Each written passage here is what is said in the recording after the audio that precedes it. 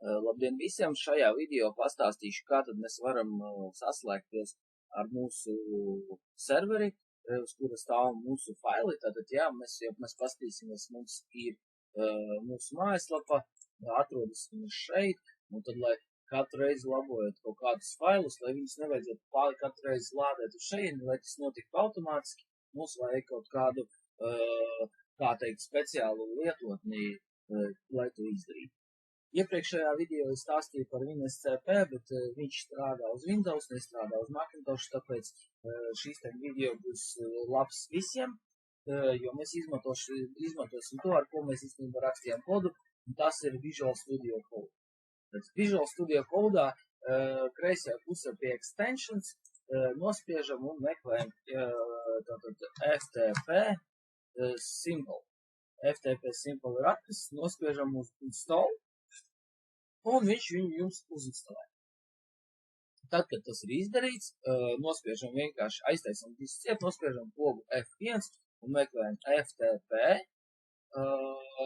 Simple, un te var atrast config FTP Connection Settings. Otrais man no augšas viņš ir. Spiežam, un tagad kas ir šeit? Tātad šeit jābūt lietām, kuras mēs varam atrast mūsu Infinity Tree, vai ja kādam varbūt kāds cits resursi ir izmantot. Tātad šeit ir FTP details. Pirmā lieta, tātad hostname. Hostname, protams, mums būs FTP upload, kopēji tur visu iekšā. Otrā lieta, usernames, kas ir ļoti svarīgs. Usernames mums būs šīs te. Es atvainojos. Name nav jābūt obligāti šādi. Šeit es varu uzrakstīt mana lapa. Tas būs vienkārši nosaukums, kurš man der. Hosts ir FTP upload.net. Tātad type ir FTP, ports ir 21. Jā, tad šeit ir arī 21. ports. Tālāk usernames ir šitais un palika paroli. Es nospiedīšu uz pauzu un iekopēšu paroli. Tātad paroli es tūlīt iekopēšu un vienkārši aiztaisīšu šo ekrānu, bet vēl dažas lietas. Autosave nozīmē true, tas nozīmē, ka viņš automātiski saglabās katru reizi, kad mēs saglabāsim kādu failu, un confirm nozīmē, ka viņš katru reizi prasīs apstiprinājumu vai sūtīt vai ne uz serveri, tāpēc šeit ieliekam false. False nozīmē, ka viņš vienkārši katru reizi sūtīs bez prasīšanas.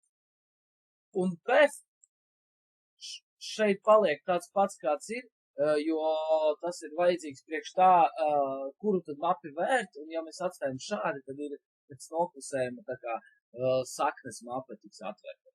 Tātad, es tagad rakstu iekšā paroli un taisu ciet šo logu, tāpēc šo logu jūs vairāk ne.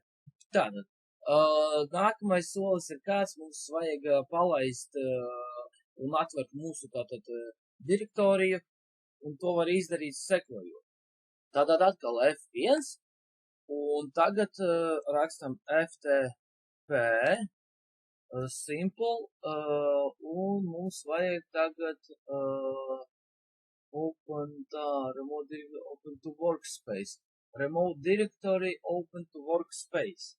Spiežam šo, un redziet, viņš tā kā prasa, vai tā ir mana lapa, nu tas nosaukums, ko es rakstu. Es saku jā, un notiek kas? Tātad viņš prasa, nu, kādu direktoriju konkrēti atvert, man neko nevajag mainīt, es vienkārši neko nerakstu, nospiežu enter, un ko viņš man ir atvēris. Viņš man ir atvēris tādu mapi, tātad tas īstenībā ir tas,